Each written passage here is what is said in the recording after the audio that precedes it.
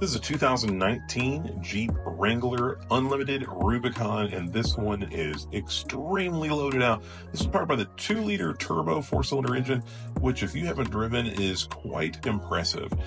Black leather, red stitching, love it. Look at the red dash too, so cool. And this one has just 45,000 miles on it. You can see this one actually also has the adaptive cruise built in, which is kind of a rare feature on Wranglers. Factory navigation is integrated. We got Joy FM rocking on the radio, and of course a backup camera also.